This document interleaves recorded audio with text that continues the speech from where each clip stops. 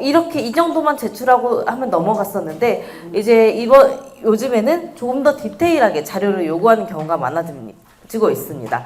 그래서 지금 실제로 저희가 세무조사나 이런 소명 요구나 이런 걸 할 때 직장인들은 잘 안 건드려요. 근데 요즘 같은 경우에는 지금 연말정산한 그 직장인들을 대상으로 굉장히 많이 연락도 오고 있다고 합니다. 주요 이제 직장인들 많이 연락 오고 있는 게 부양가족 대상이 아닌데 부양가족을 공제했다라거나 아니면은 신용카드 소득공제를 중복공제했다라거나 이런 경우 같은, 아니면 기부금 같은 경우 실제 기부한 적이 없는데 내가 기부했다라고 넣었다거나 이제 이런 경우 같은 경우에 자주 연락이 오고 있습니다. 원래는 이제 연말정산 대상자들은 그냥 넘어가는 게 이제 넘어가 주었었는데 이런 부분들까지 연락 오는 걸 보면은 이제 세무조사나 소명 요구에 대해서도 준비를 하셔야 됩니다. 그리고 이번 정부에서는 키워드가 은퇴 자금 마련으로 부동산을 투자하는 게 아니라 미국처럼 금융으로 마련해라가 기조입니다. 그래서 고배당 기업에 혜택을 주었습니다. 투자자들이 부동산으로 자금을 몰아가는 대신에 고배당 기업에 주식 투자해서 배당 소득으로 재테크하고 은퇴 자금을 마련해라 라는 게 이제 유인 장치를 마련했는데요. 그래서 고배당 기업 배당 소득 분리과세라는 제도가 있습니다. 금융소득이 2천만 원을 초과하는 경우에 무조건 종합과세 대상이지만 고배당 상장 기업으로부터 수령하는 배당에 대해서는 2천만 원 초과 3억 이하의 배당 금액은 20% 분리과세, 3억 원 초과하는 금액은 35% 분리과세를 시행할 예정입니다. 원래라면은 저희 이제 상담받았던 고객분 중에서 7억 원 정도를 배당금을 받으셨는데요. 거의 세금만 2, 3억을 냈습니다. 그러니까 굉장히 파워풀한 정책으로 해주고 있습니다. 그래서 최근에 엊그제인가 그 금융사에서 그 주식이 많이 올랐습니다. 그 금융지주사들의 주식이 많이 상승했는데요.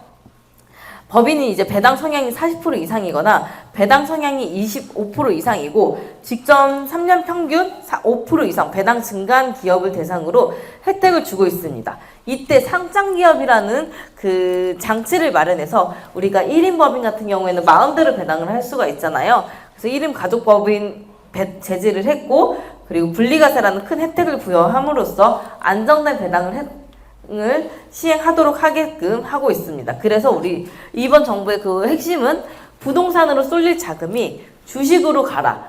그래서 코스피 5천 시대를 열겠다 이렇게 하고 있죠. 그래서 그렇게 이제 주식시장으로 쏠리게 활성화시키고자 하는 정부의 의지가 보이고 있습니다.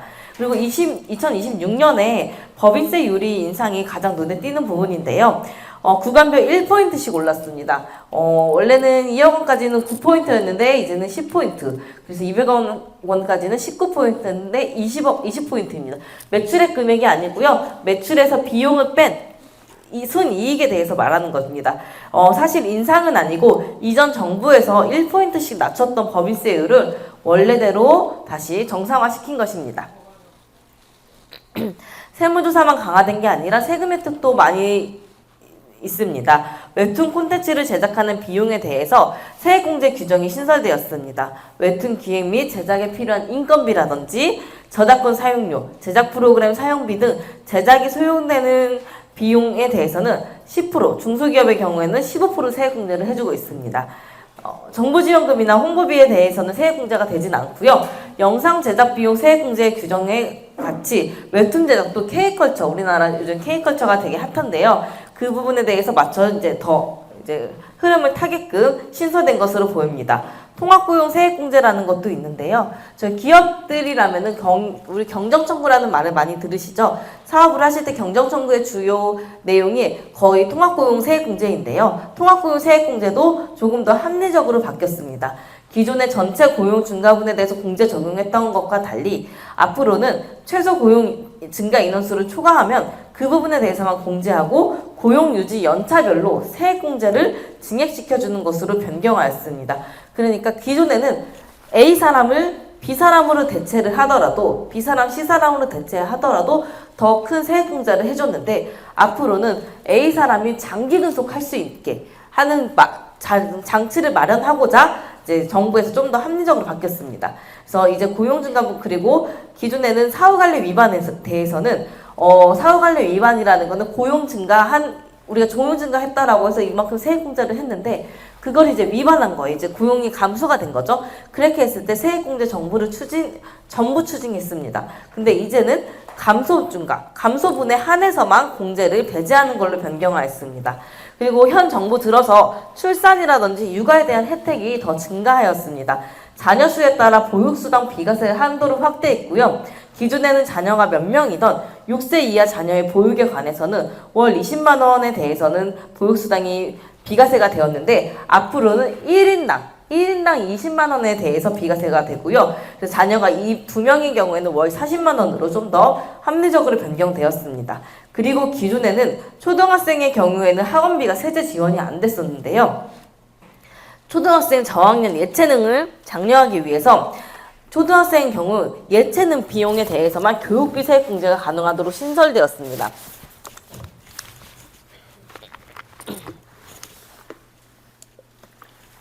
이거를 보면 정부에서 초등학교 저학년까지는 예체능 학습 위주보다는 예체능을 위주로 교육하는 게 더 좋지 않냐라는 정부의 의지가 담겨 있습니다. 그래서 9세 미만 2학년 이하 초등학생의 한정에서는 예능학원 및 체육시설에 대해서 교육비 세액공제가 포함되었습니다. 교육비 세액공제는 지방세 포함해서 총 16.5%가 이제 세액공제가 가능합니다. 자녀 세액공제도 대폭 확대되었습니다. 기존에는 자녀 한 명이 연 15만 원이었는데 이제 25만 원, 두 명이 연 35만 원이었는데 55만 원, 세 명이 연 55만 원에서 이제 한 명 초과시 30만 원이었는데 한 명당 40만 원으로 다자녀들을 더 위한 혜택을 주었습니다. 노란우산 공제라고 해서 개인 사업자라면 소상공인, 소기업 대표만 가능하고요. 매출액이 3년 평균 10억 원에서 120억 원 이하까지만 가능하고요. 업종별로 다릅니다. 그래서 법인 사업자의 경우에 대표자가 총 급여가 8천만 원 이하라면 소득공제가 가능합니다. 그 외에는 노란우산 공제를 들다고 하시더라도 혜택이 없으시니까는 개인 사업자분이시라면 한번 고려를 해보시는 것도 좋습니다. 25년엔 납인액 기준으로 한도가 상향되었습니다. 기존에 200만 원, 300만 원, 500만 원에서 현 4단계로 이제 세분화하였습니다. 4천만 원 이하는 600만 원으로 상향하였고요. 4천만 원에서 6천만 원 초과 이 부분이 이제 신설되는데 500만 원까지, 그리고 6천만 원에서 1억 원까지는 400만 원, 1억 원 초과는 200만 원으로 기존과 동일합니다. 그래서 앞으로는 소득 금액이 조금 더 적은 사람들을 더 많이 혜택을 주겠다. 우리가 소득 금액 적은 사람들한테 덜 세금을 떼겠다라는 뜻입니다. 사업자를 위한 세제 지원 내용입니다. 여기에서 이제 가장 핵심인 건 사업 단계별로 저희가 적용받을 수 있는 세법 내용들이 있습니다. 창업 단계에서는 창업 후 소득 발생 연도부터 5년간 법인세나 소득세를 50%에서 최대 100% 감면받을 수 있는 창업세액 감면이 있고요. 위와 마찬가지로 창업해서 4년 내에 취득한 사업용 자산, 기계장치라든지 건물이라든지 이런 거에 대해서 취득세 75% 감면해주는 것이 있습니다. 그리고 이거는 지방세법이고요. 그리고 이렇게 취득한 재산에 대해서 3년간은 재산세를 100% 감면해주고 75% 감면해주는 지특법이 있습니다. 이건 어디가 활용하기 좋냐면요. 우리 공장 같은 것들을 공장 같은 것들을 취득하시거나 이제 설립하실 때 활용하시면 좋습니다. 그리고 이 부분은 약간 조사모사일 수도 있는데요. 이제 잘 활용하면 되게 좋은 제도이고 나쁘게 활용하면 오히려 세금만 더 내야 될 수도 있는데 60세 이상 부모에게 창업자금을 증여받았을 때 증여세 최고세율이 원래 50%입니다. 근데 다 무시하고 네가 10억을 주든 20억을 주든 우리가 5억 원은 일단 공제해주고 10%만 과세할게 라는 제도입니다. 파워풀하죠. 근데 이제 나중에 이거를 우리가 아예 안 뗀다는 게 아니라 부모님이 30년 뒤에 돌아가시던 40년 뒤에 돌아가시던 그때 상속세로 다시 뗄 거야. 그러니까 미리 지금 창업 자금을 주고 네가 회사를 불릴 수 있으면 불려. 그러면 훨씬 더 이득이죠. 근데 만약에 사업이 어떻게 될지 모르잖아요.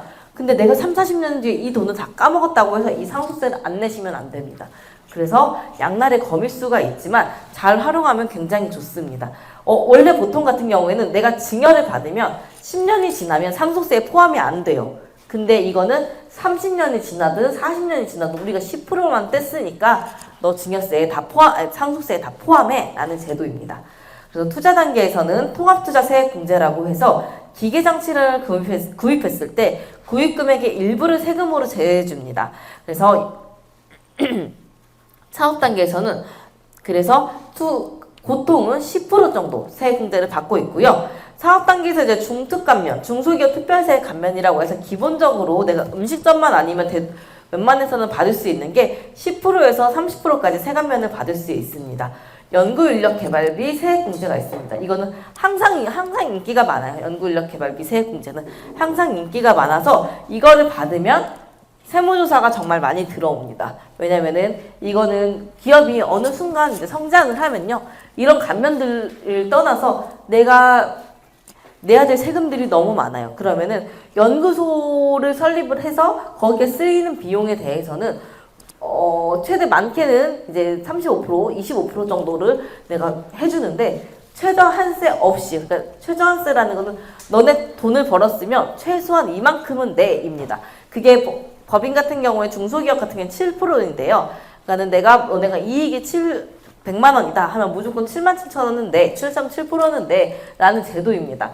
근데 그런 거 없이 너네 최저한세 제도 내가 적용 안 해주고 그냥 내가 세액공제 해줄게 라는 제도라서 연구인력개발비 세액공제만 제대로 이용해도 세금을 안 낼 수도 있는 법인들이 되게 많습니다. 그래서 그런지 법인이 어느 정도 이제 성장을 하면 연구소를 설립하라는 영업이 되게 많이 들어와요. 이제 보험사들에서 영업이 많이 들어오는데 이제 그때 영업이 많이 들어와서 이 연구소를 설립을 해요. 근데 그리고 요즘에는 이제 보험사들이 거기까지 해주더라고요. 연구 노트까지 해주는데 이제 연구 노트라든지 이런 것들이 다 있어야지만 인정이 됩니다. 그래서 이것 같은 경우에는 파워풀한 제도인 만큼의 기존에 인기가 굉장히 많아서 모두 다 너나 다 모두 하는 거라서 세무조사가 되게 많이 들어옵니다. 그리고 기업 업무 추진비 기준 금액은 중소기업 같은 경우에는 3,600만 원까지 가능하도록 추가 인정해주고 있습니다. 기업 업무 추진비는 저희가 지금 명칭이 바뀌었는데 기존에는 접대비라고 합니다. 거래처랑 뭐 식사하거나 이렇게 하는 경우가 접대비라고 합니다. 이 제도가 굉장히 파워풀합니다. 창업 중소기업 등에 대한 법인세 감면인데요. 감면 대상이 창업 중소기업, 창업보육센터 사업자로 지정받은 내국인, 창업 벤처 중소기업, 내가 창업을 했는데 벤처로도 다시 받았다 할 경우 가능하고요. 에너지 신기술 중소기업이 해당됩니다. 창업 후 5년간 법인세 또는 소득세 50%에서 100%로 감면이 가능합니다. 수도권 가밀업체권역 외 청년 창업기업과 수익금액 8천만 원 이하라고 하면은 과세연도의 감면기간 중 100%를 감면해주고요. 신성장 서비스 업종의 같은 경우에는 법인세나 소득세 75% 3년간, 그 후 2년간 50% 감면해줍니다. 상시 근로자 증가 시 최대 50% 추가 감면이 가능합니다. 이 제도는 굉장히 파워풀해요. 그래서 여기 같은 경우에는 이 제도가 최근에는 원래 그동안은 이거는 아무 요건이 없어요. 그냥 내가 창업과 지역만 맞추면 돼요. 창업에 내가 법에서 정한 그 업종이 있는데 그 업종을 창업하고 내가 법에서 정한 그 지정한 지역들이 있어요. 그 지역들에서만 창업을 하면은 50%에서 100%까지 감면해 줍니다. 최저한세 이런 것도 없어요. 그럼 내가 세금이 5억이 나왔어요. 내가 그럼 청년이에요. 그러면은 나는 요건만 갖추면은 5억 원 그대로 다 안 내도 됩니다. 그래서 나는 그럼 건보료만 내면 돼요. 뭐 법인 같은 경우는 아예 안 내도 되지만 나는 내가 만약에 개인이다 라고 하면은 100% 감면이라서 건강보험료만 내면 돼요. 물론 건강보험료가 몇 천만 원 나오겠지만 그래도 굉장히 파워풀하죠. 만약에 이익이 5억 원 정도이시면 세금이 2억 정도 내셔야 되거든요. 근데 그거를 다 이제 제거해 주는 건데 최근은 아니고 이제 몇 년 됐어요. 그래서 이제 어떤 한 유튜버가 이제 그런 얘기를 했어요. 야, 너네 송도로 와. 그래서 유튜버들이 송도에 굉장히 많이 살아요. 너네 송도로 와. 송도로 오면 세금 안 내도 돼. 딱 이런 거예요. 그래서 일반 사람들이 저 사람은 뭔데 저렇게 돈을 많이 버는데 굉장히 유명한 유튜버였어요. 왜 세금을 안 내지? 저렇게 돈을 많이 버는데 그러면서 이 제도가 되게 유명해졌어요. 원래 기존에도 사업자들은 다 알고 있었던 제도였지만 다 이제 일반인들은 몰랐는데 되게 유명해지면서 문제가 됐어요. 왜냐면 서울에 있는 사람들이 일부러 송도를 가거나 용인을 가거나 사업은 주로 서울에서 하면서 이제 서울과 가까운 이제 규제를 피하는 지역에다가 위장 사업장을 내는 경우가 굉장히 많습니다. 그렇게 해서 감면을 못 받는, 서울은 수도권 과밀억제권역이기 때문에 청년 같은 경우에는 50%이고 청년이 아닌 경우에는 아예 감면을 못 받습니다. 근데 만약에 송도로 오면, 송도는 이제 그 국제도시이기 때문에 이제 인천 같은 경우는 안 되지만 송도나 청라는 가능합니다. 그래서 50%에서 100% 감면을 해주는데, 이제 위장 사업을 많이 하시는 거죠. 실제로 저희 이제 특히 저희 비상주 사무실 많이 들어보셨죠?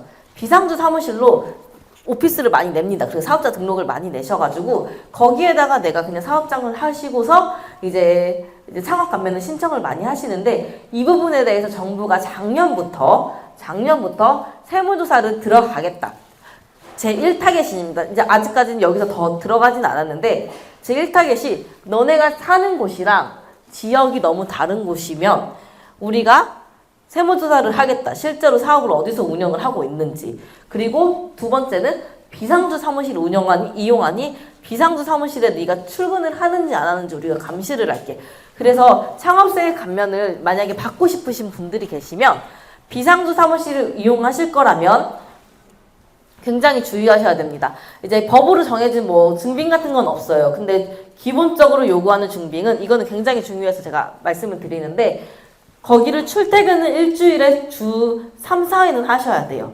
주 3, 4회는 하셔야 되고, 내가 만약에 세금계산서를 발행하는 업종이다 라고 하시면 그 비상주 사무실 IP 주소가 다 떠요. 그 IP 주소로 내가 세금계산서를 발행을 하셔야 되고요. 그리고 거기 출퇴근했던 사진들도 있어야 되고요. 비상주 사무실 출근하면 우리가 뭐예요? 하다못해 커피라도 사 먹죠. 그럼 밥이라도 먹겠죠? 밥이나 커피를 그 근처에서 사 먹었다는 그 카드 영수증들이 있어야 됩니다.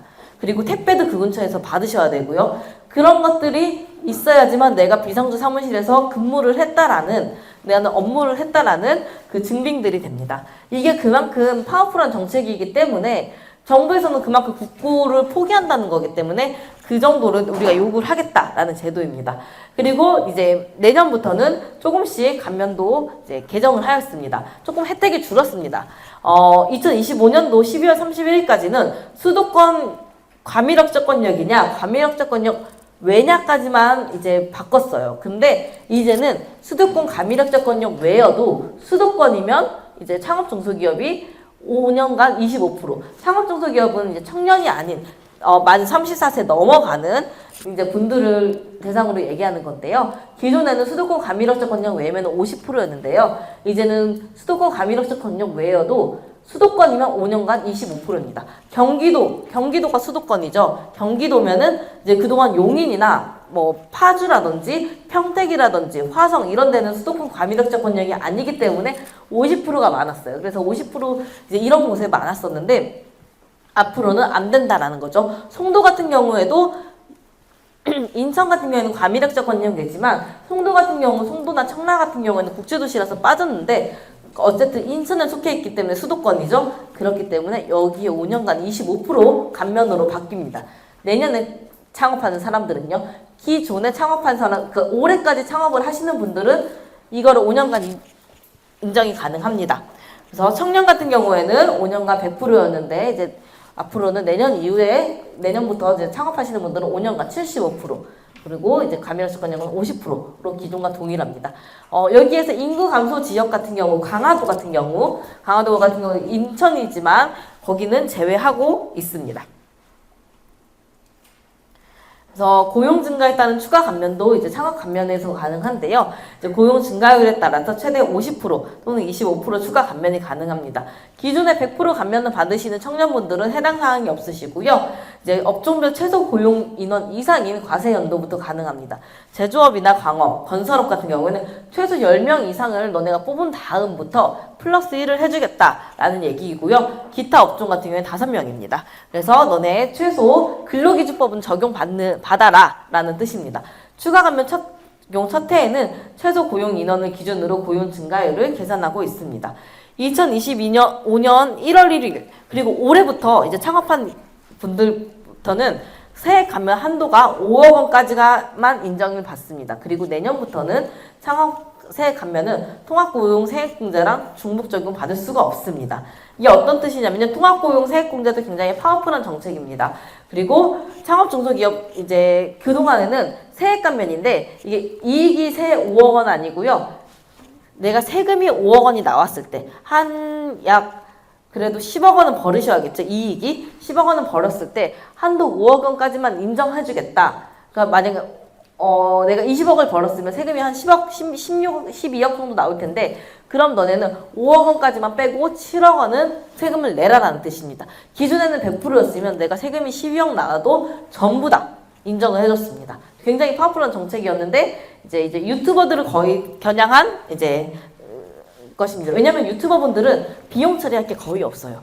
그래서 비용 처리할 게 거의 없기 때문에 번 돈에 대해서 거의 다 이제 세금을 내셔야 되는데 그렇다면은 이제 비용 처리할 게 없기 때문에 세금이 많이 나오죠. 근데 그분들은 이제 세금을 많이 한 그 유튜버 분들도 100%씩 감면을 가능했었거든요. 이제 업종은 어떤 업종에 따라서 다르지만 근데 이제 그분들을 이제 한도를 너네 정해주겠다라는 것입니다.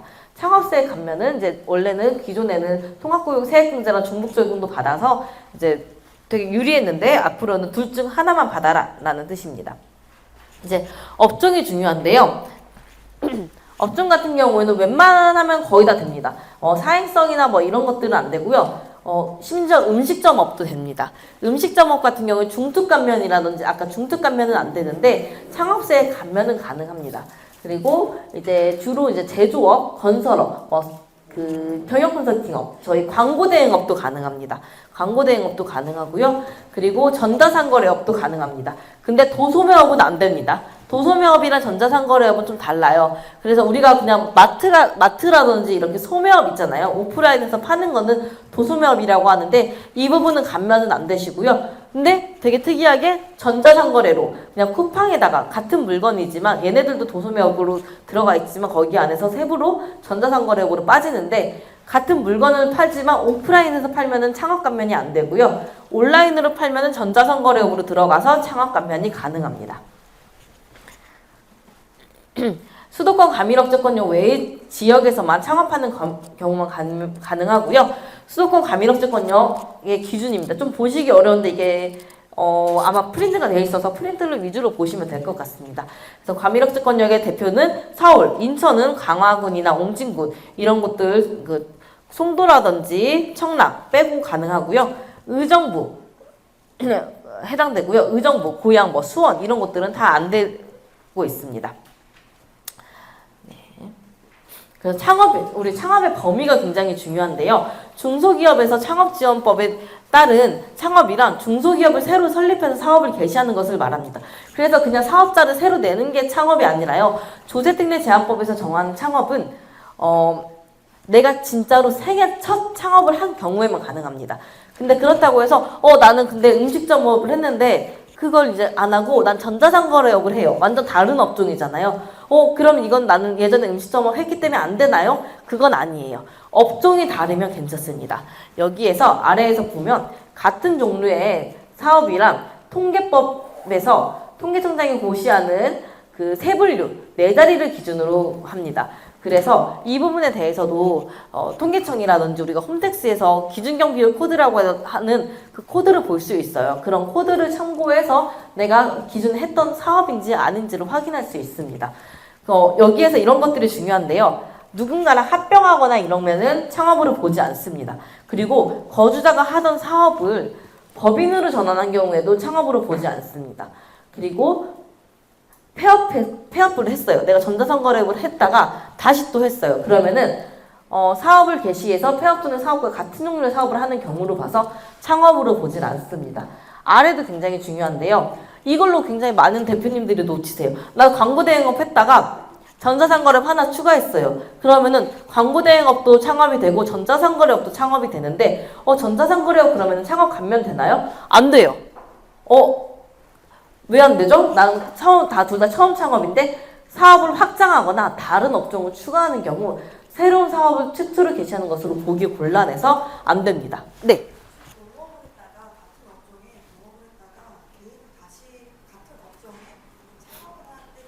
창업으로 안 봐요. 네. 왜냐면 그때 공동사업자로 들어가셨죠. 그러면 안 돼요. 네. 그래서 이건 그러면은 이렇게 같은 경우에는 그래서 어떻게 하냐면요. 사업장을 따로 둬요. 좀 불합리하긴 한데 사업장을 따로 둡니다. 그러면은 A 사업장, 사업자 등록증이 두 개인 거예요. 그래서 A 사업장, B 사업장으로 따로 둡니다. 그럼 내가 사무실에다가 사무실 이렇게 구했어요. 그럼 내가 여기다가 한 공간은 A 사업장, 한 공간은 B 사업장을 해도 되나요? 이거 요즘 실사가 굉장히 많이 나와요. 원래 기존에는 뭐 이렇게 해도 실사까지는 잘 안 나왔는데 실제로 저희 고객이 했을 때 여기 둘 사이에 가벽도 쳐야 되고요. 얘네들이 따로 문도 있어야 되고요. 따로 간판도 둬야 되고요. 되게 그렇습니다. 어쨌든 둘이 완전 독립된 공간이라는 그래서 각각 감면을 받고 싶으면 각각 감면을 받고 싶은데 사업장을 하나로 쓰고 싶다라고 하시면 이렇게 공사를 많이 하셔야 됩니다. 그렇게 해서도 담당 조사관님이랑 거의 2시간 넘게 씨름을 하셨대요. 내가 여기서 이렇게 실제로 이렇게 얘네들이 서로 다른 사업이고 다른 사업장으로 할 거다. 하셨는데도 이제 서로 간판도 따로따로 두고 했는데도 엄청 이제 2시간 내내 실랑이를 하셨다고 하더라고요. 결국 인정은 됐지만 그렇게 이제 어렵습니다. 그래서 법인 설립 후 지점을 설립해서 업종 추가의 창업 감면이 가능하냐? 지점 설립 후에 다른 창업을 하는 것에 해당하지 않습니다. 그래서 아니면 너네가 이럴 때도 만약에 지점 설립할 것 같으면 설립 당시부터 지점을 설치해서 감면 사업을 영위해라 라는 뜻입니다.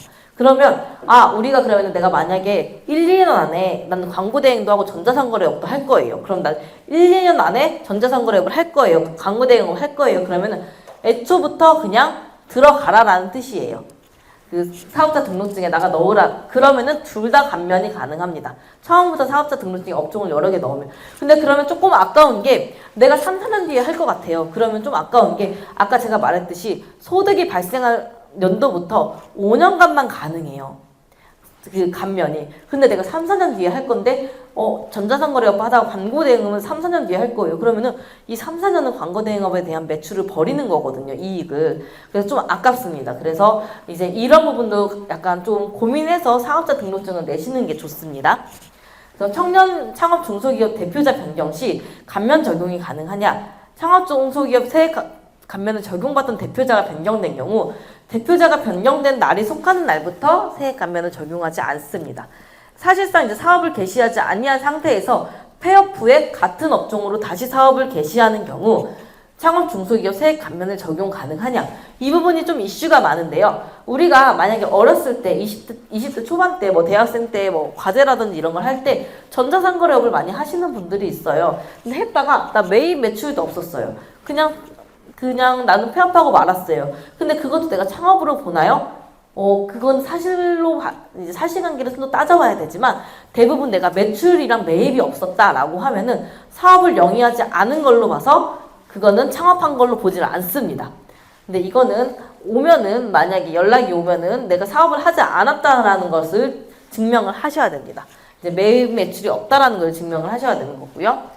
그래서 창업 중소기업 감면 적용 시 창업 해당 여부에 대해서는 개인 사업자가 투자하여 설립한 법인이 개인 사업자가 영위한 사업을 일부를 승계해서 동종 사업을 했을 때에는 창업으로 보지 않으나 사업의 승계 여부와 별개로 기존 개인 사업자와 신설법인이 실제 독립해서 별도로 운영하고 있으면 우리가 창업으로 봐줄 수도 있어 라고 하는 겁니다. 어떤 뜻이냐면요.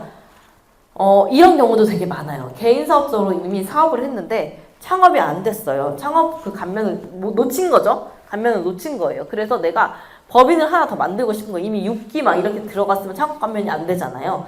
그럼 내가 법인을 하나 더 만들어서 하는데 아니면은 내가 창업 감면이 안 되는 업종 코드를 한 거예요.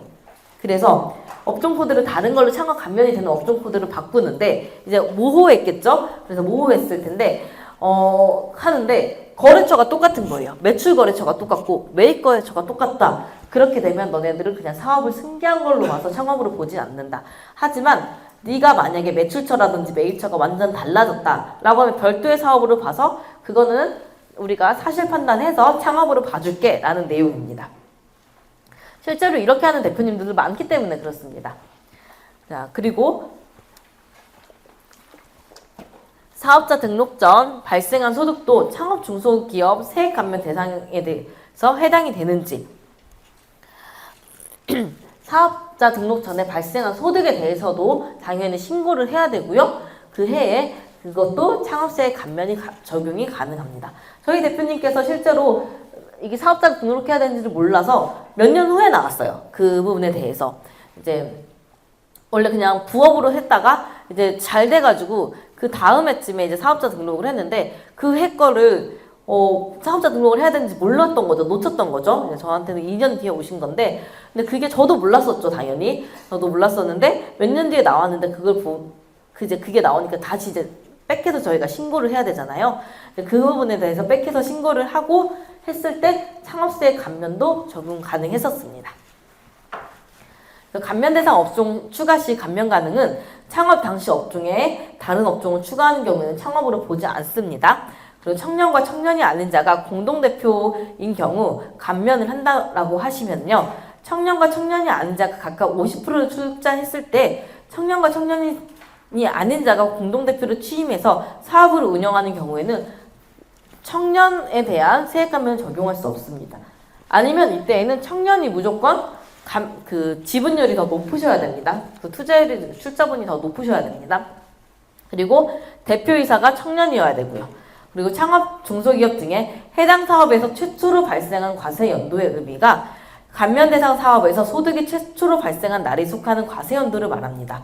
그래서 이거를 뜻하는 거는 내가 올해 만약에 그 창업을 했는데 올해 2025년도에 창업을 한 걸로 들어가요. 그러면 근데 내가 그걸 만 34세였어요. 근데 내년에는 만 35세예요. 근데 올해 내가 손실이 났어요. 그러면 내가 감면받을 게 없잖아요. 당연히 손실이니까 세금이 없으니까. 근데 그러면은 올해를 카운팅하지 않겠다라는 뜻이에요.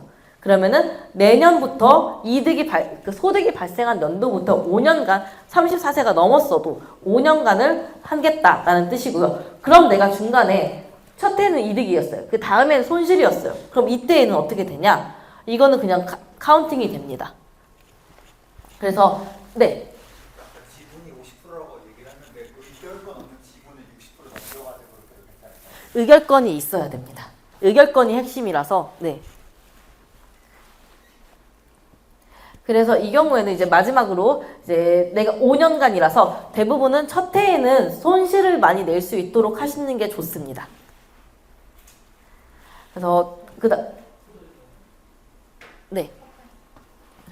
네, 통합투자 세액공제를 보겠습니다. 통합투자 세액공제에 대해서는 모든 개인사업자, 법인이 공제 대상이고요.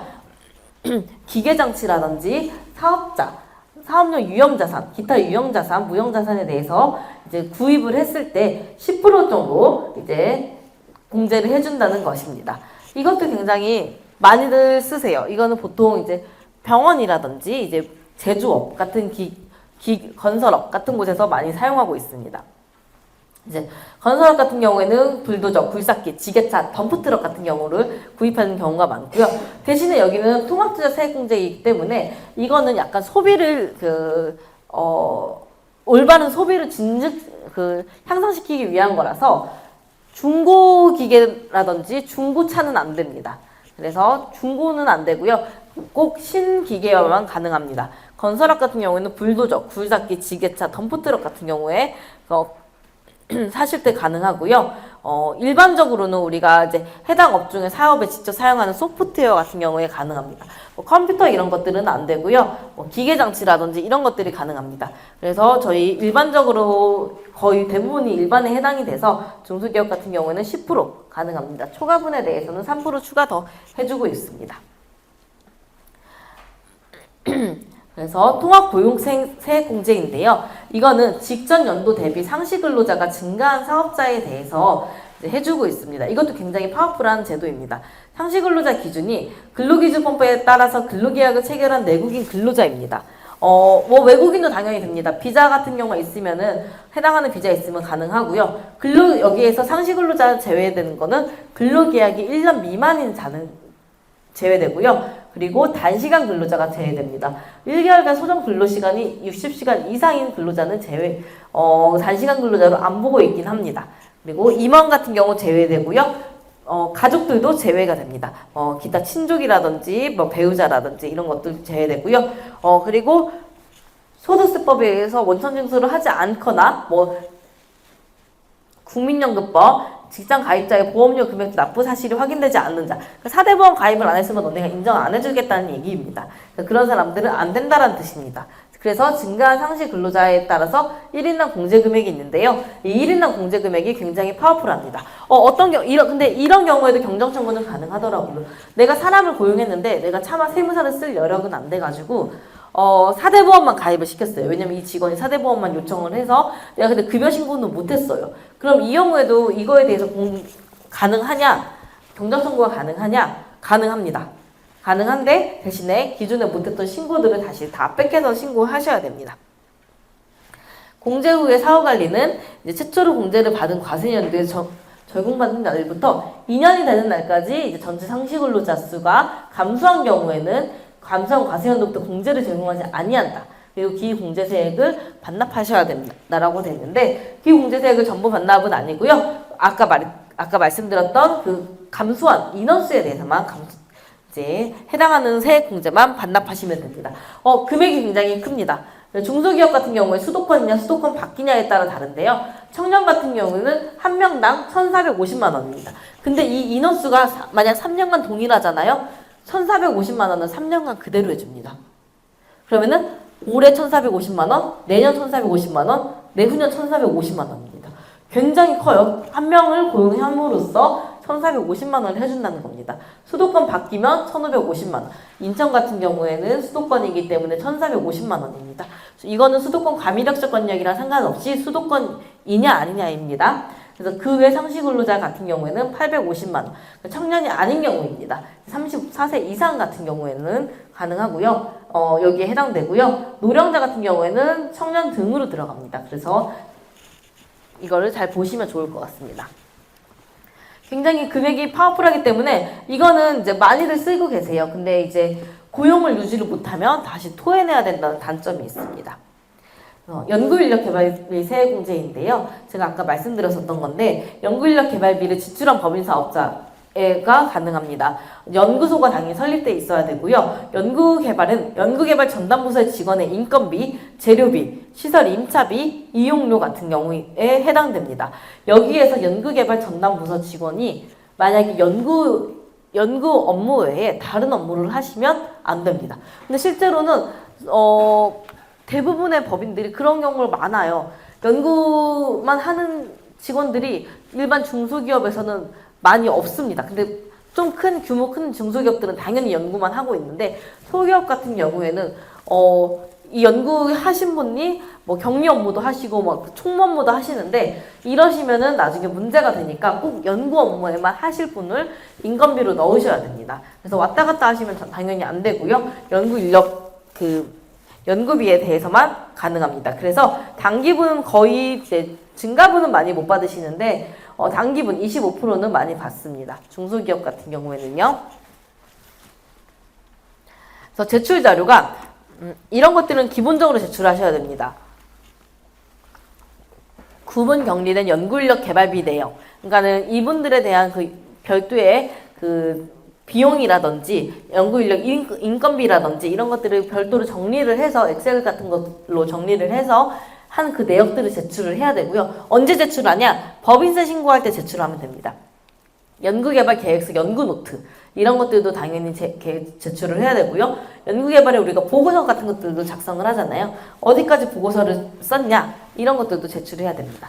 그래서 부당공제 사례는 타인 논문 등을 도용한 부당공제 같은 경우에는 당연히 안 되시고요. 연구노트라든지 이런 것들을 직접 작성해야 됩니다. 대표님께서 직접 작성을 하셔야 되고요. 연구원 허위 등록 이 부분이 가장 많이 걸립니다. 그래서 연구개발 활동에만 수행해야 되고요. 일반 연구개발에 대해서 신성장, 연천지수 연구개발 공제율을 적용한 경우에도 안 됩니다. 그러니까 아까 그 개발비 그 공제율이 좀 다른데 더 세죠. 그래서 보통은 대부분 일반 연구에 들어가는데 그거를 신성장에 넣지 말라라는 뜻입니다. 연구개발이 아닌 비용에 대해서 세액공제를 신청했을 때도 들어갈 수 있습니다. 이 부분에 대해서는 정말로 세무조사가 많이 들어오기 때문에 우리 회사가 만약 이거를 고려하고 있다라고 하시면 진짜 보수적으로 하시는 게 좋을 것 같습니다. 그래서 또 하나 이거는 알아두면 좋으실 제도인데요. 납부기한 등의 연장 제도입니다. 올해 좀 잘 안 해주고 있긴 해요. 왜냐면 정부에서 지금 세수가 지금 많이 부족한 상황이라서 잘 안 해주고 있긴 한데 그래도 여전히 이제 신청을 하면은 받아주긴 합니다. 근데 신청을 할 때 굉장히 구구절절하게 말해야 돼요. 우리가 거래처에서 뭐 대금을 못 받았다. 우리 그래서 경영이 악화됐다. 아니면 내가 더 투자를 하고 싶은데 지금 자금이 부족한 상황이다. 아니면 내가 지금 근데 대부분이 거래처에 매출 대금을 못 받는 경우가 많아가지고 그 부분에 대해서 경영 악화라고 해서 이제 신청을 하는 경우가 많은데 이제 간혹 가다가 이제 조사관님들이 거래처 원장 같은 경우 너네가 실제로 대금을 못 받았다는 증빙 같은 것들을 제출하라고 하는 경우도 있으니까 거짓으로 신청하시면 안 되고 실질로 신청을 하셔야 됩니다. 인천 같은 경우에는 제가 어떤지 잘 모르겠는데 개인적으로 이제 경험하기에는 지역마다 좀 이거를 받아주는 지역들이 좀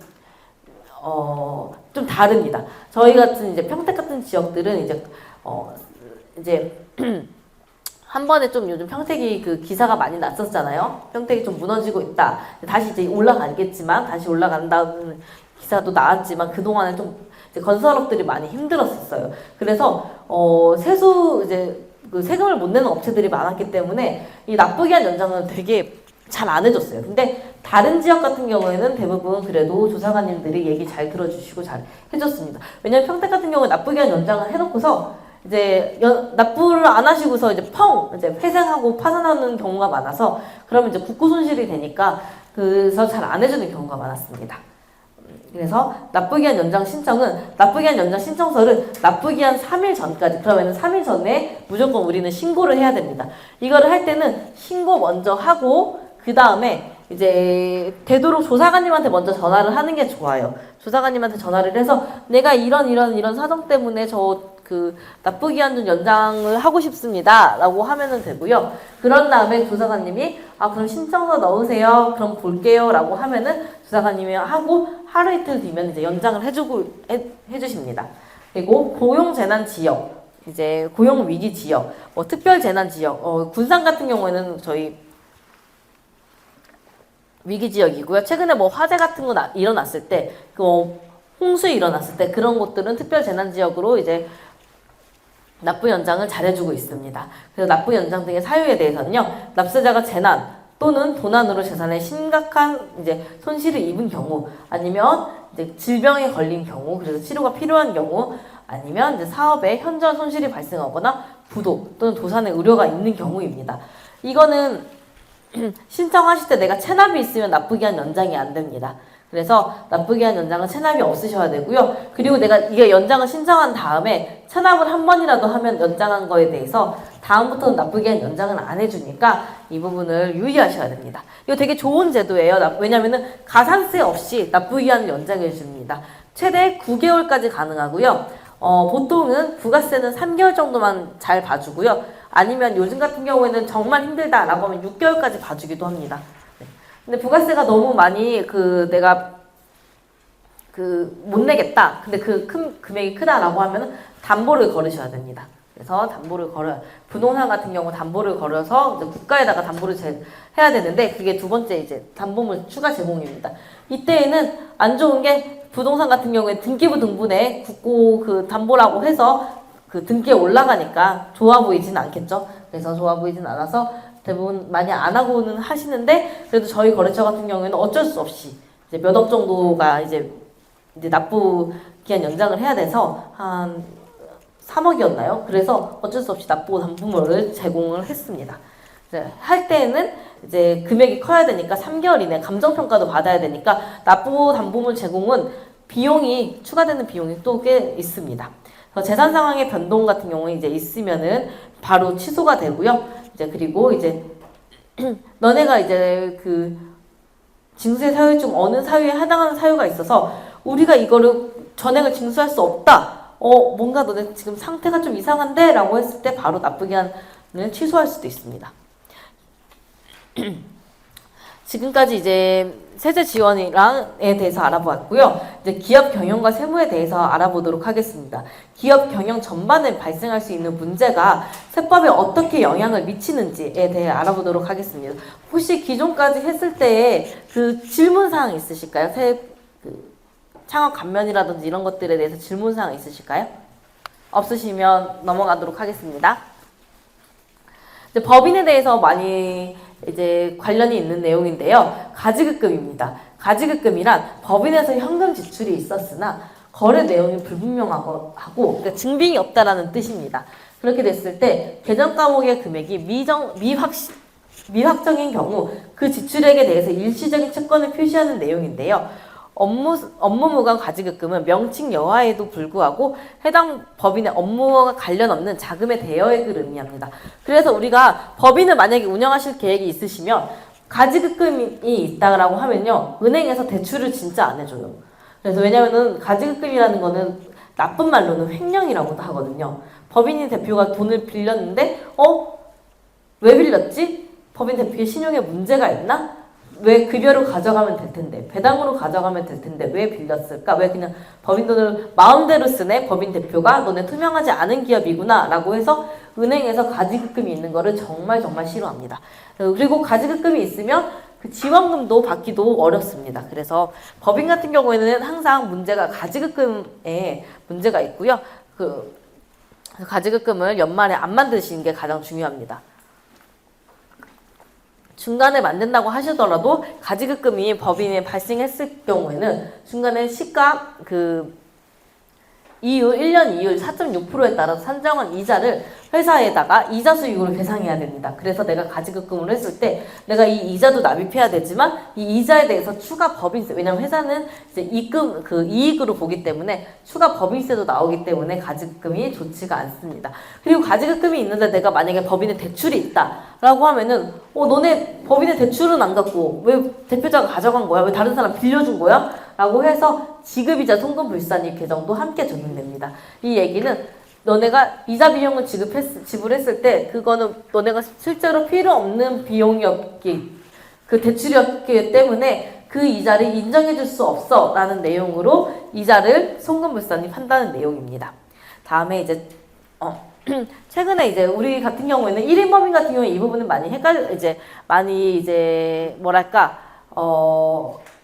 이제 관계를 모호하게 생각하세요. 그래서 최근에 이제 연예인 같은 경우 모 연예인도 그 횡령이라고 했는데 그 43억 원 횡령이 일어났었잖아요. 근데 그게 횡령이라기보다 그 연예인이 몰랐다라고 했잖아요. 근데 그렇게 큰 금액이 뭐 횡령까지는 아닐 테고 아마 가지급금이라고 내가 그냥 빌려서 투자를 했었다라고 하는 걸 거예요. 그래서 그 가지급금으로 표시가 된 게 43억이었는데 이게 이제 좀 시간이 지나도 안 갚았기 때문에 이제 횡령으로 이제 들어가서 이제 검찰까지 고발이 됐습니다. 그래서 가지급금이 심하면은 이제 나중에 내 법인이고 내가 벌은 돈인데 내가 벌은 돈이어도 이제 가지급금이 심하면 법인의 돈을 함부로 유용했다, 횡령했다라고 봐서 검찰에 고발당할 수도 있습니다.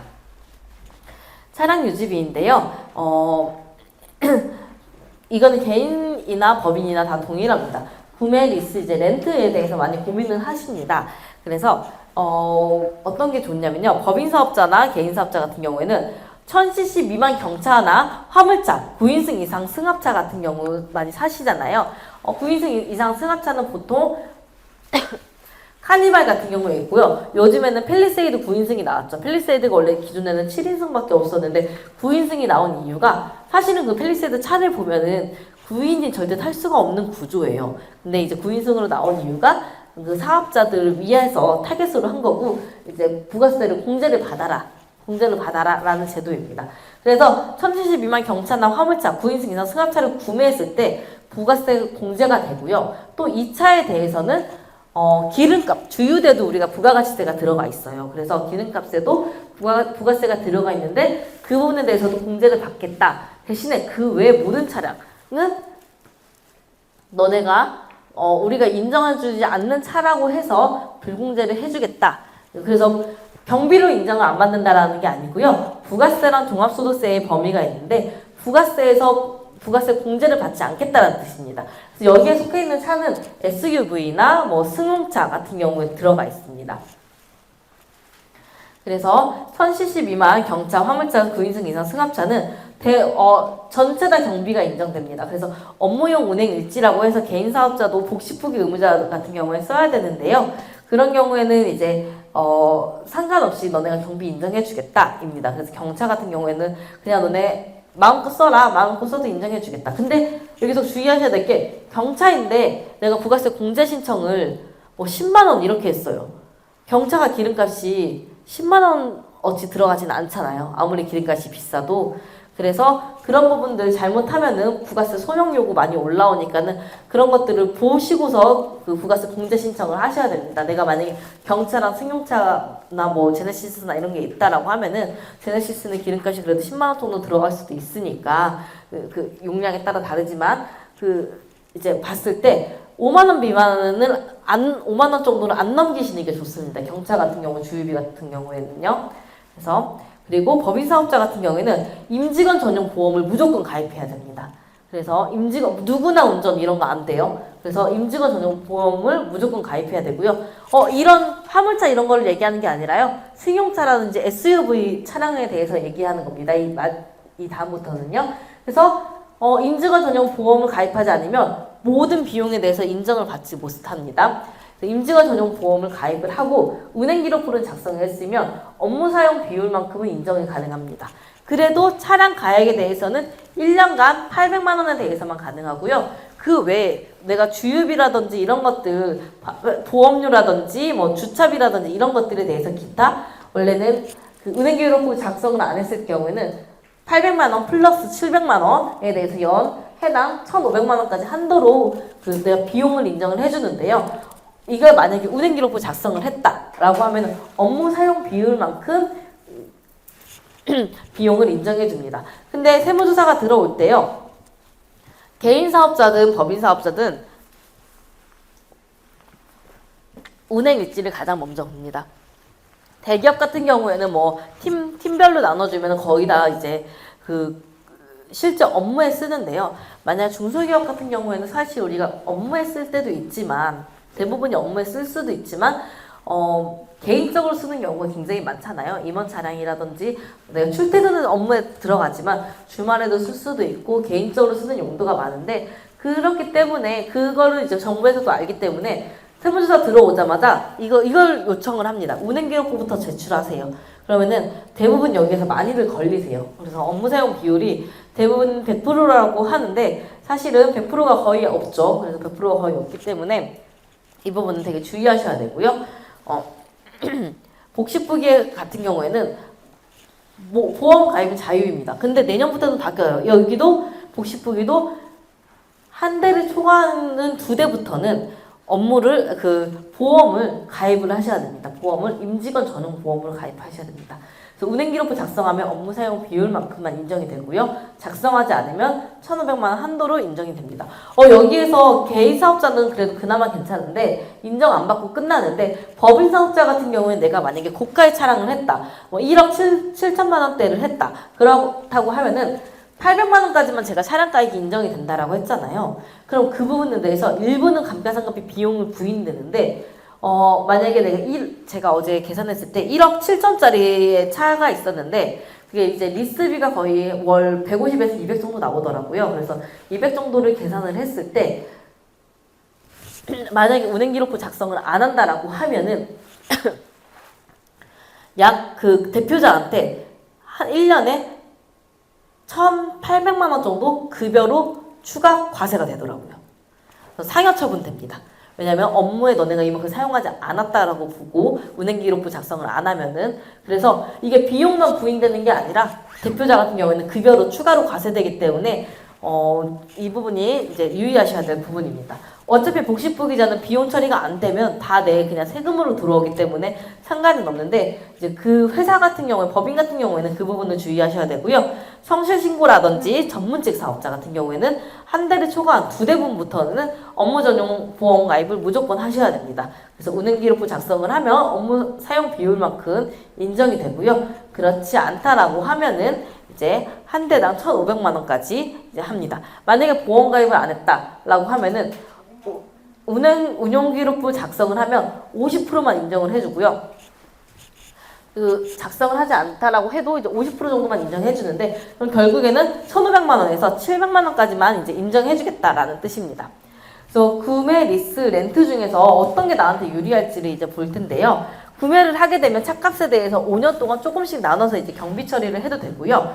1년에 그래도 최대 얼마? 800만 원까지만 경비 처리가 됩니다. 이거는 운행일지를 쓰든 안 쓰든 동일합니다. 이제 차값에 대한 얘기인데요. 리스를 하면 이제 리스료에 보험료라든지 자동차세, 수선유지비를 빼면 차값이 나옵니다. 그래서 리스를 하면 이제 그런 게 다 놓아져 있는데 렌트라든지 이런 것들에 이제 렌트를 하면 렌트료의 70%를 차값이라고 보고요. 리스료는 리스료에 이런 것들을 뺀 것들을 차값이라고 봅니다. 그래서 이거를 800만 원까지만 인정해 주겠다. 그래서 보통은 리스료가 이걸 나눠줄 수가 없다라고 하면은 93%, 리스료의 93%를 차값으로 봅니다. 그래서 그 나머지를 800만 원으로 보고요. 그리고 그 외에 차량 유지비, 이게 700만 원까지 인정이 된다는 뜻인데 유류비나 수리비, 보험료, 자동차세 이런 것들이 이자 비용까지 다 합해서 나머지를 1,500만 원까지만 우리가 이제 운행일지를 안 썼을 때 경비를 인정해 주겠다는 뜻입니다. 그래서 그러면은 구매나 리스나 렌트나 어떤 게 절세에 도움이 될까요? 이걸 진짜 저희 고객분들이 진짜 많이 물어보세요. 장단점을 한번 따져보겠습니다. 근데 이거는 정말 개인마다 좀 차이가 있어요. 내가 만약에 소득 금액이 1억 원 미만이다 라고 하시고 그리고 내가 투자를 나는 뭐 재테크도 잘 못해요. 아니면 우리 회사는 어디에 다른데 투자할 곳이 없어요. 라고 하면은 나는 그냥 현금이 많아요. 라고 하시면 무조건 세금에서 아무리 유리하다라고 하더라도 구매가 더 낫습니다. 왜냐면은 세금은 퍼센티지로 나가잖아요. 40 몇 프로 나가는데 현금은 100% 나가잖아요. 그렇기 때문에 내가 세금을 줄이려고 해서 무조건 리스라든지 렌트가 더 유리한 건 당연히 왜냐면요. 돈이 더 많이 나가기 때문에 당연히 퍼센티지로 따지면 세금이 절세가 되는 게 크죠. 근데 현금으로 나가는 거를 따진다 보면은 구매가 가장 저렴하긴 합니다. 왜냐면 이자 비용이 안 나가기 때문에요. 근데 만약에 내가 어차피 주담대를 그러니까 주택을 구입할 예정이고 그럼 내가 주택을 구입할 거고 내가 차도 구입할 거예요. 근데 내가 만약에 차를 구입할 돈으로 그냥 내가 주택 대출을 받느냐 아니면 주택 대출을 줄여서 차를 그냥 구입하냐. 왜냐면 차 대출이 그 이자가 더 적기 때문에요. 근데 이때에는 반반이에요. 내가 소득이 되게 높다. 그래서 내가 세율 구간이 35% 이상이다 라고 하시면 그냥 주담대를 받는 게 낫습니다. 왜냐면 개인 사업자는 주담대라는 건 주택담보대출인데 주택에 구입한 비용은 이자 비용에 들어가진 않지만 차량 구입에 대한 이자 비용은 개인 사업자의 경비로 인정이 되기 때문에 그렇습니다. 그래서 내가 어차피 대출을 받아야 될 거면은 주택담보대출을 더 많이 받으시는 게 유리하고요. 주택담보대출을 적게 받고 차량 대출을 받으시는 게 더 유리합니다. 근데 내가 만약에 소득금액이 어차피 별로 없어요. 그러면은 내는 세금이 별로 없으실 거잖아요. 그러면은 차량 대출은 되게 대출 이율이 높아요. 그렇기 때문에 그것까지 같이 고민해 보시고서 내가 세금이 얼마가 세이브 되는지를 보시고서 하시는 게 좋습니다. 그래서 기본적으로 내가 만약에 딜러분들이 많이들 렌트라든지 리스를 추천을 하세요. 그거는 본인들 실적이 렌트나 리스가 더 좋기 때문에 그렇습니다. 그래서 더 떨어지는 게 많기 때문에 그렇고요. 실제로는 내가 만약에 현금이 나는 괜찮다, 현금이 여유가 있다라고 하시면은 구매가 더 좋습니다. 장기 보유시 유지비도 저렴하고요. 그리고 렌트 같은 경우에는 장점이 대신에 렌트 같은 경우에는 내가 건강보험료 재산에 잡히질 않습니다. 내 소유가 아니기 때문에 대신에 렌트료가 비쌉니다. 그래서 선납금이나 보증금이 필요하고요. 회사의 자산이 아니고 번호판이 이런 게 있다는 게 단점이고요. 건강보험료 재산에 안 잡히고 차량 취득세나 자동차세가 없다는 게 장점입니다. 그래서 운용리스랑 금융리스가 따라 나뉘는데요. 금융리스는 운용리스는 약간 렌트랑 좀 비슷해요. 그래서 외제차 같은 경우에는 보통 운용리스를 많이 한다라고 하고 국내차 같은 경우에는 렌트를 많이 한다라고 하시더라고요. 그래서 차량 교체에 용이하고요. 자동차 보험도 포함됩니다. 그래서 근데 이제 얘도 운용 리스나 리스 같은 경우는 다 계산서예요. 렌트는 세금 계산서가 나오고 얘네들이 계산서가 나오기 때문에 얘네는 경차나 승하차를 하더라도 계산서이기 때문에 부가세가 없어서 매입세액이 불가됩니다. 그래서 이 부분 금융 리스 같은 경우에는 그냥 나의 재산 등록이라서 내 건강보험료 재산에도 잡히고 이제 리스로도 비싸고 금융 리스가 좀 이제 가장 이제 이 렌트와 운용 리스와 금융 리스 중에서는 세금 처리에 있어서는 좀 단점이 제일 많습니다. 포르쉐, 페라리, 벤츠를 타도 절세가 되나요? 이제 법인 사업자 성실 신고 대상자의 경우에는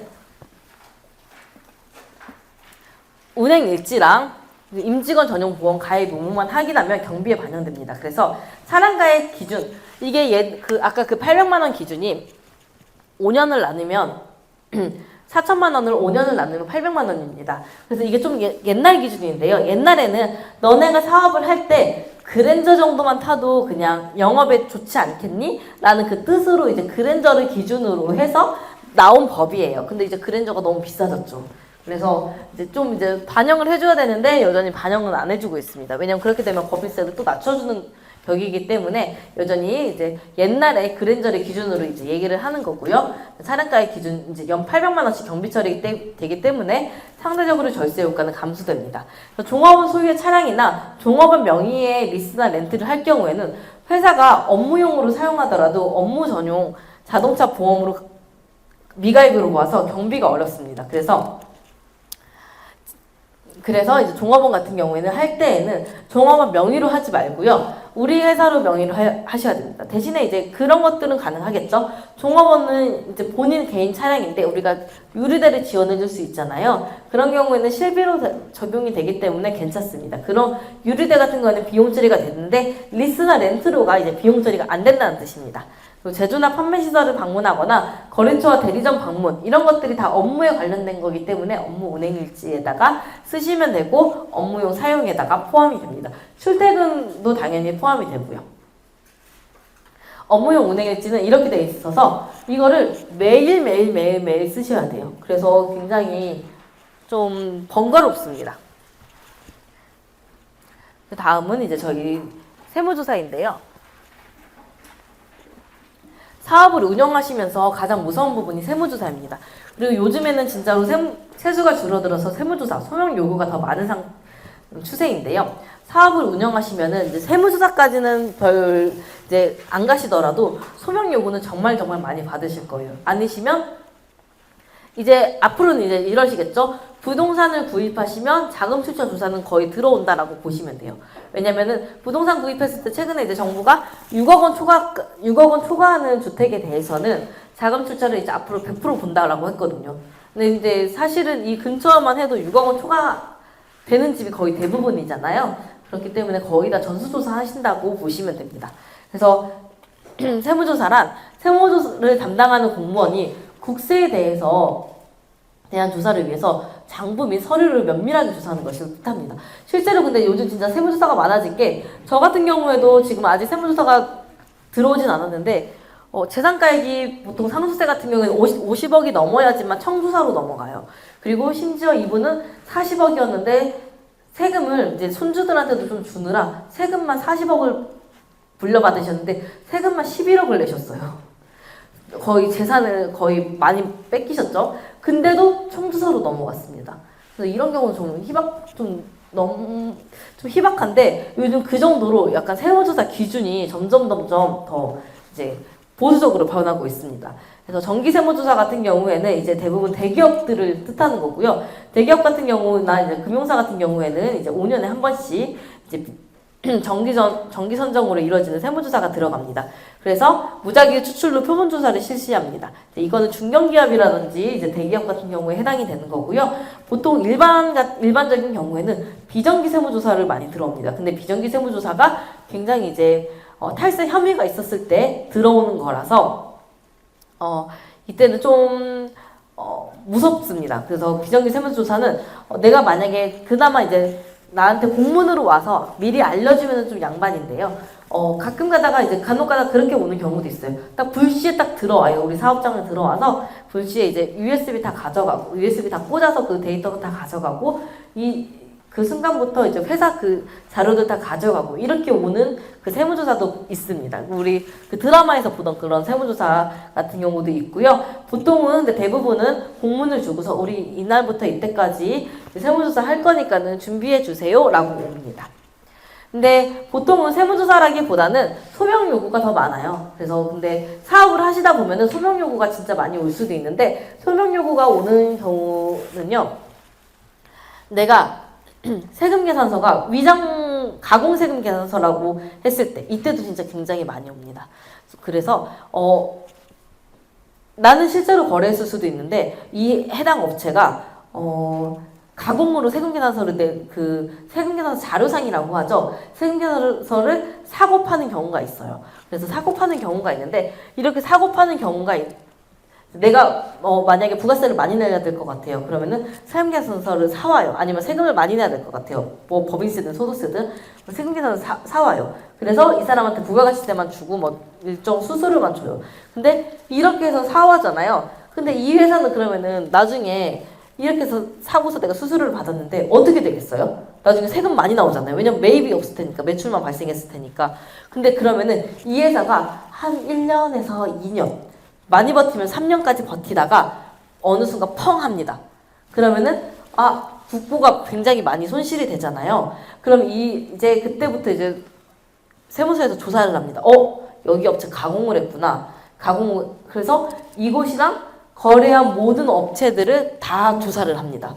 그래서 가공세금계산서 되게 이제 사업을 하시다가 나중에 매입이 부족하시면은 유혹에 많이 빠지시는데, 정말 안 하시는 게 좋아요. 가공은 진짜 나중 가서 배신을 하는 경우도 굉장히 많아요. 왜냐면은 본인도 그냥 해줬다가 내가 그냥 해줄게 라고 했다가 나중에 세금 많이 나오면은 이제 배신을 하는 경우가 있기 때문에, 그것도 되게 이제 가공세금계산서가 그 부분 때문에 이제 가장 문제가 돼서 세무조사가 일반적으로 많이 나오는 경우가 이거고요. 두 번째로는 내가 인건비를 신고를 했을 때,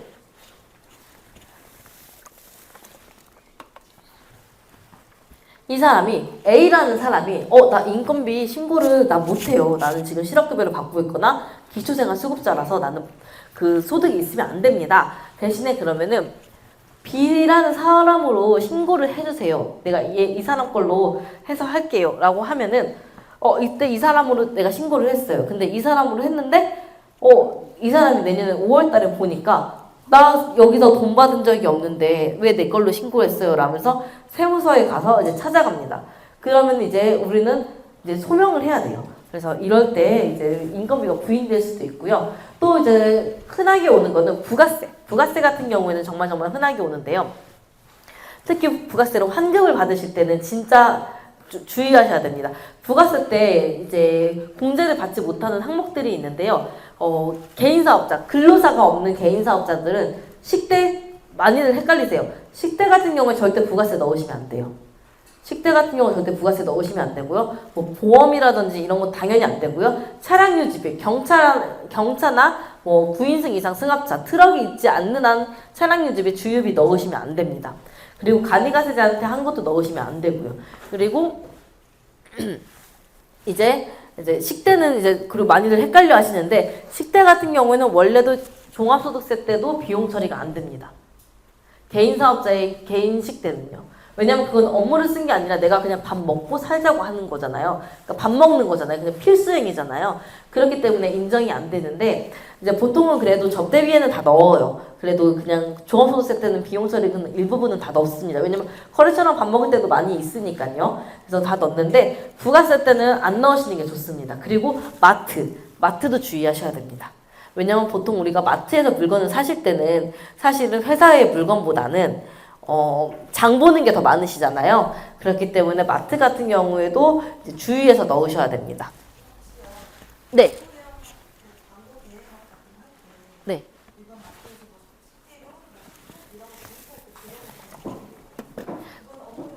그거는 가능합니다. 대신에 이제 그거를 만약에 서명이 왔을 때 우리 이 광고에 어떻게 썼다라는 거를 제출을 하셔야 돼요. 그리고 이제 전자상거래업 같은 것들을 하실 때 특히 뭐 만약에 아마존이나 뭐 쇼피 이런 데다 이제 납품을 하실 때 보통은 올리브영이나 뭐 이마트 이런 데서 많이 구입을 하시고서 아니면 지마켓 이런 데 많이 구입하신 다음에 납품을 하세요. 근데 이럴 때에는 우리가 카드 내역이 저도 그렇고 조사관도 그렇고 보는 내용이 똑같아요. 그냥 뭐 어디 페이사, 어디 NSK, NK 페이사 뭐 이런 식으로 그냥 다 똑같거든요. 똑같이 보이는데 쿠팡페이 막 이런 식으로 보이는데 이런 것들을 그러면은 너네 이 사람들이 요구를 하느냐? 요구를 해요. 왜냐면 어차피 우리 온라인에서 상세 내역 볼 수 있잖아요. 그렇기 때문에 그 상세 내역을 제출하라고 요구를 합니다. 그래서 간혹 가다가는 이제 잘 연락은 안 오는데 간혹 가다가는 이제 연락이 올 때는 이제 5만 원 밑으로도 연락이 오는데 대부분 내가 30만 원 좀 넘어간다 이런 것들은 한 번씩은 내가 업무에 진짜 썼는지를 보시고서 이제 공제에 넣는 게 좋습니다. 그리고 또 아까 광고 대행업 하신다고 하셨잖아요. 광고 대행업은 실제로 매입이 별로 없어요. 아시겠지만 그래서 광고 대행업은 부가가치율이 일반적으로 너무 낮다라고 하시면 의심을 살 수가 있어요. 세금 계산서가 아니라 카드 사용 대금이 너무 낮다라고 하시면 의심을 살 수가 있습니다. 저희 업체 같은 경우에도 건설업이었는데 부가율이 심지어 90%대였어요. 근데 90%대라는 거는 내가 세금을 100만 원 받았는데 90만 원 다 납부를 했다는 거거든요. 굉장히 큰 부가율이에요. 근데 여기에서 사실 건설에서 넣을 게 없어요. 인건비 아니면 넣을 게 없어요. 인건비는 원래 부가세에 포함이 되지 않기 때문에 그런데 여기가 넣은 게 이제 편의점이라든지 카페라든지 이런 정도만 넣었는데 이것마저도 이제 부인당했어요. 네. 90%대 연락이 온 경우는 좀 되게 특이한데 연락이 왔더라고요. 네. 근데 이게 그리고 저희 같은 경우에는 일반 카드로 근데 여기는 약간 그런 것 같아요. 일반 카드로 넣어서 그런 거고 사업자 카드로 넣었을 때는 그나마 좀 더 이제 덜 연락이 옵니다. 왜냐면 일반 카드로 연락이 왔을 때는 이 사람들이 건건이를 보기가 어렵기 때문에 그렇고요. 사업자 카드는 여기에서 대충 보입니다. 그분들 이제 화면에서도 보이는데 세무서 화면에서도 여기가 어느 업종에서 어떻게 썼는지가 대충 보이기 때문에 대신에 쿠팡페이는 쿠팡페이만 보여요. 그렇기 때문에 연락이 올 수도 있는데 이제 그래도 편의점인지 어딘지 이렇게 보이기 때문에 사업자 카드를 썼을 때는 덜 연락이 와요. 근데 사업자 카드란 뭐냐? 개인 사업자로 내가 발급을 했을 때의 얘기냐? 그게 아니라요. 홈택스에다가 우리 신용카드 등록하시는 거 있죠. 그냥 일반 카드도 홈택스에다 신용카드 등록하시면 그게 사업자 카드가 되는 거예요. 꼭 개인 사업자 카드, 뭐 비즈니스 카드가 아니어도 일반 내 명의로 된 사업자 카드를 홈택스에다 등록하는 게 그냥 사업자 카드라고 하는데 그 카드로 등록했을 때를 그 공제 비공제를 나누는데 그 건설업 같은 경우에는 그 카드가 아니라 다른 개인 명의의 카드를 많이 넣어서 그랬었던 것 같기도 해요. 네, 어쨌든 내가 부가율이 내가 높은 업종일 수밖에 없는데 광고 대행업이나 이런 경우 부가율이 높은 업종일 수밖에 없는데 부가율이 너무 낮다. 20%대다, 30%대다, 40%대다라고 하시면 좀 주의하셔야 됩니다. 그래서 정기세무조사 절차는요. 사전통지가 15일 전이고요. 이제 보통 세무조사 기간은 15일에서 20일가량 소요됩니다. 그래서 비정기세무조사는 60일간, 약 2달간 소요됩니다. 비정기세무조사 한번 하시면요. 다들 피말려 하세요. 진짜 힘들어요. 그래서 근데 또 그리고 조사 대상자의 업종 특성 그리고 업종별 추진 항목을 파악합니다. 그래서 내가 우리 영업 흐름을 주요 매출처가 어딘지 주요 매입처가 어느 업체인지 확인을 하고요. 이제 조사관님이요. 특수관계인이 있는 거래처가 있냐 매출처랑 매입처에 그래서 여기에서 너네가 제대로 된 돈을 왔다 갔다 했느냐를 봅니다. 왜냐면은 이제 매입을 과다하게 만들었느냐 이런 것들을 많이 보고요. 그리고 동종 업종의 평균 마진율이랑 비교해서 차이가 많이 발생하는 사업 연도로 확인합니다. 그래서 우리가 만약에 종합소득세를 신고할 때에도 소득률이라는 게 있어요. 이제 그런 것들이 이제 정부에서는 다 자료가 있는데요. 소득률이라는 게 있는데 그 소득률이 평균 업종이랑 그 해당 지역에 대해서 소득률이 나는 만약에 20%대였는데 다른 사람들은 다 40%대래요. 그러면은 이제 정부에서 이제 봅니다. 너 비용을 혹시 과다하게 넣은 거 아니야? 혹시 너 잘못된 비용, 가사경비라는 넣었다든지 아니면 있지도 않은 가공경비를 넣었다든지 그런 거 아니야? 라고 하면서 그런 부분들 때문에 이제 세무조사가 들어올 수도 있습니다. 그래서 세무조사가 들어올 수 있는 아까 큰 확률은 아까 그 세금 계산서랑 그런 것들이 있는데요. 추가적으로 소득률이 너무 낮을 때, 타 업종에 비해서 너무 낮을 때, 근데 그 낮은 게 한 해가 낮다고 해서 무조건 들어오는 건 아니고요. 그게 2, 3회 계속 됐을 때, 너 어떻게 사업을 영위하니? 계속 손실만 발생하면 어떻게 사업을 영위하겠어요? 너 매출 누락하는 거 아니야? 이런 식으로 할 수도 있죠. 그리고 요즘 같은 경우는 세무조사가 들어오는 주요 트렌드가요. 고가의 부동산을 샀을 때 내가 소득은 없다라고 신고를 했는데 고가의 부동산을 샀을 때 만약에 내가 소득은 계속 2천만 원, 3천만 원 했는데 어느 날 갑자기 8억 원짜리 집을 샀어요. 말이 안 되잖아요. 그런 경우 너 돈을 어디서 모았어? 증여했어? 아니면 사업을 대해서 매출 누락한 거야? 이렇게 하면서 세무조사가 들어올 수 있습니다. 실제로 어떤 경우에는요, 의사분이셨는데 이제 몇 년 전에 발생한 거예요. 이제 몇 년 전 전전 정권인데 몇 년 전에 발생한 건데 이제 자녀한테 그 증여를 해줬어요. 그 증여세도 냈어요. 현금 증여를 해서 그리고 자녀가 그래서 그 돈으로 부동산을 구입을 했어요. 근데 어떻게 들어왔냐면요. 그 증여세로 세무조사가 들어온 게 아니라 이 돈을 어떻게 벌었어? 그러면서 그 아버지의 사업장을 털었습니다. 그래서 이렇게로도 세무조사가 들어올 수 있으니까 주의하셔야 되는 게 좋습니다. 그래서 세무조사가 들어올 때의 가장 큰 부분이 마진율, 소득률에 따라서 달라집니다.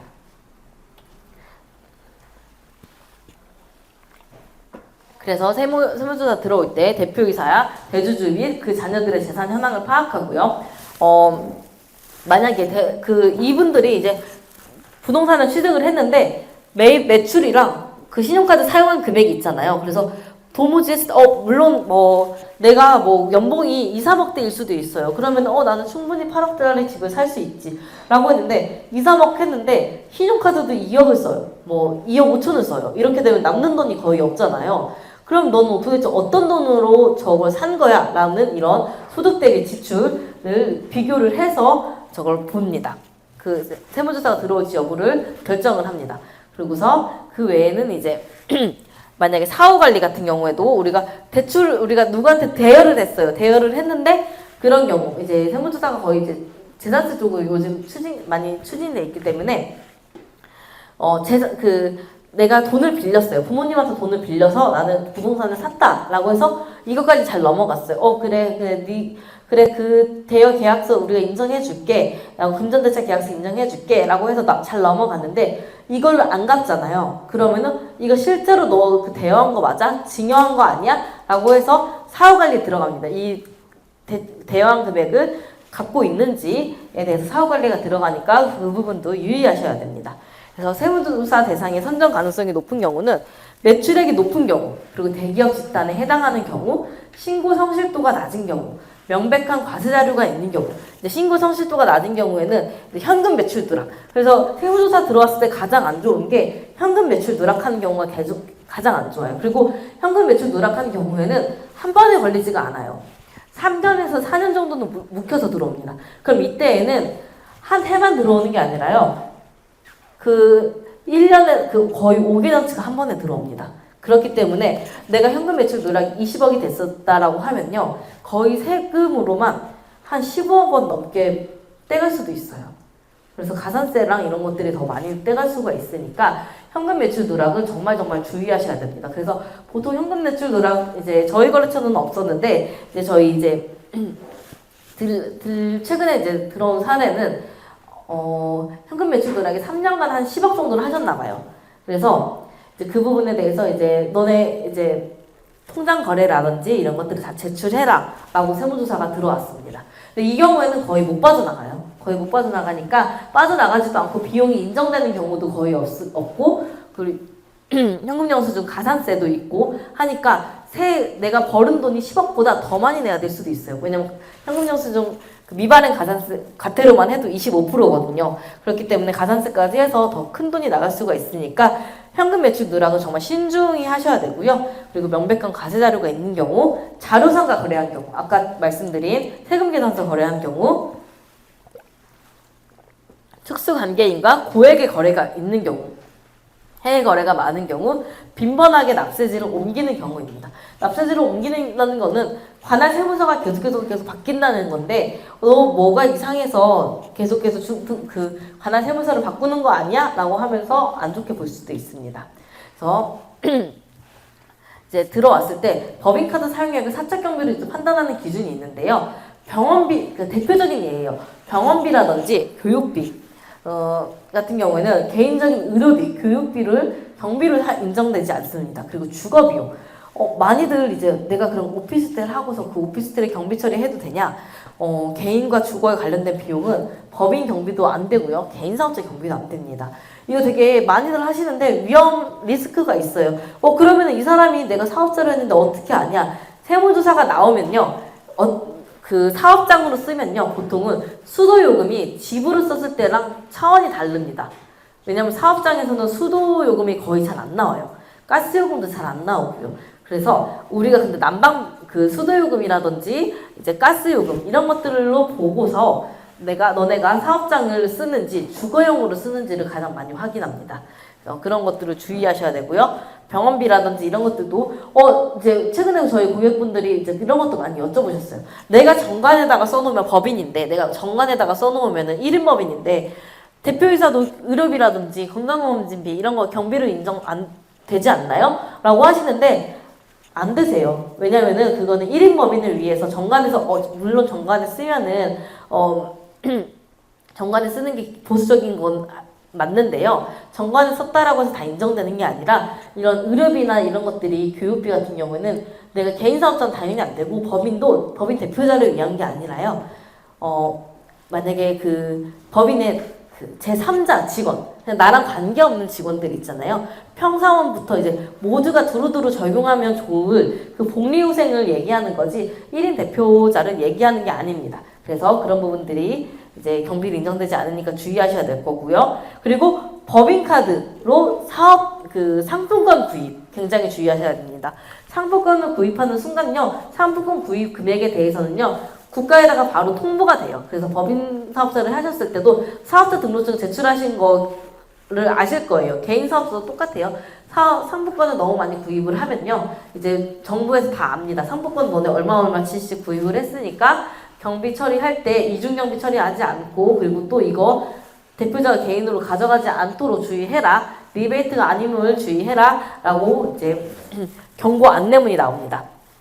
그래서 상품권을 만약에 내가 법인을 운영하신다 라고 하시면 상품권 같은 경우에는 상품권 대장을 쓰시는 것도 괜찮습니다. 원래라면 정석대로라면은 뭐 서명을 받으시고 이러면 더 좋은데 그렇게까지는 어려울 수도 있습니다. 왜냐면 상품권 주면서 내가 서명 받기는 좀 그럴 수도 있잖아요. 그렇기 때문에 내가 만약 상품권을 그냥 줄 때 누구누구한테 언제 어떤 목적으로 줬냐를 내 개인적으로 이제 정리해 두시면 좋습니다.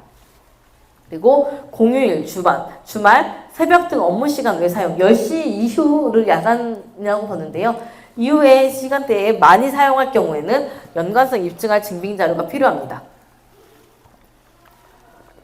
그리고 사업장과 거리가 먼 곳에서 사용하실 때 사치성 물품 구매, 가족을 동반한 출장 같은 경우 해외여행 가실 때도 되게 주의하셔야 됩니다. 그래서 해외여행 가셨을 때 해외에서 사용하시는 것 비행기 표값 같은 경우에는 출장비로 이제 비용 처리하실 때 주의하셔야 되고요. 현금화하기 쉬운 상품권은 상품 깡도 많이 하시기 때문에 이것도 당연히 주의하셔야 되고요. 대표자 헬스장, 필라테스, 사우나 운동 목적 비용 같은 경우에도 나 복리후생인데요 라고 하는데 직원들까지 다 쓸 수 있으면 복리후생에 넣으셔도 되고요. 그게 아니시라면은 안 되십니다. 그리고 이거는 또 하나 알아두시면 좋습니다. 저희 세금 같은 것들 궁금하실 때 나 담당하는 세무사 없어서 이제 어디에 물어보셔야 될지 애매하시잖아요. 이제 가장 좋은 게 126입니다. 126 같은 경우에는 국세상담센터인데요. 바쁠 때는 전화 안 받는데 9시 바로 하시거나 아니면 점심시간 지나고 바로 하시면은 전화를 받습니다.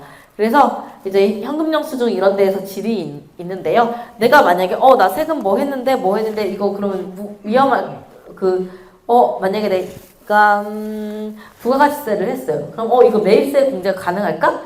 이거 그러면은 내가 차를 이거 구입을 했는데 이거는 그러면은 매입세 공제를 받으려면 어떤 증빙 서류가 필요하지? 잘 대답을 안 해줄 수도 있지만 대부분 제가 봤을 때는 저 전화를 자주 하는데 잘 대답해줘요. 근데 틀릴 수도 있는데 틀리는 경우는 근데 많진 않아요. 흔하진 않아요. 왜냐면 틀릴 것 같으면 한 번 더 알아보고 다시 연락을 주거든요. 그래서 굉장히 친절하게 해주고 보통 대부분 2번 세법 상담을 누르셔가지고 그럼 1번 양도소득세, 뭐 2번 부가가치세 이런 식으로 하는데 2번 세법 상담을 누르신 다음에 세무 상담을 받으시면 좋습니다. 잘해주세요. 그것도 아니시면 인터넷 홈택스에 접속하셔가지고 여기다가 상담 제보에다가 넣으시면은 대부분은 한 달 이내에 답변이 달립니다. 근데 급하시면은 126에 먼저 하셔야 되고요. 126에 먼저 하실 때에는 여기는 만약에 틀린 답을 말했다고 하더라도요. 얘네들의 그런 책임이 없습니다. 법적 책임이 없습니다. 그래서 아니면 국세청 세목소관 담당자 이제 국세청으로 직접 이제 연결해서 하면 되고요. 서면 작성할 경우에는 만약에 내가 되게 약간 중요한 부분들이 있어요. 그러면은 저희 같은 경우도 그래요. 되게 애매한 부분이 있어요. 법으로 다 정해지지가 않기 때문에 애매한데 그런 것들이 애매할 때는 저희도 서면으로 작성해서 질의합니다. 이 서면으로 작성해서 질의했을 때의 좋은 점은 답변 받는데 되게 오래 걸려요. 짧으면 한 달이고요. 길면 몇 개월도 걸리는데요. 좋은 점은 이거는 법적인 책임이 있습니다. 그래서 이건 법적인 책임이 있고 없고인데 대부분 간단한 부분 뭐 사업자 등록 관련이다 뭐 이런 것들이라면 126을 통해서 상담 받으시면 좋습니다. 그래서 아니시면 이렇게도 하시는데 보통은 이제 여기는 이제 요즘은 전화를 잘 안 받으시고요. 법령해석과는. 근데 사실 이분들이 제일 정확한데 전화를 잘 안 받으시고 납세자 보호 담당관실 여기에다 전화를 하셔도 괜찮으시고요. 아니시면 하셔도 괜찮습니다. 그리고 지방세 같은 경우에는 관할 시청이나 이제 군청, 구청에서 취득세 관련해서 물어보시면요. 정말 잘 알려주세요. 지방세도 정말 잘 알려주시고요. 혹시 여기까지 질문사항 있으실까요?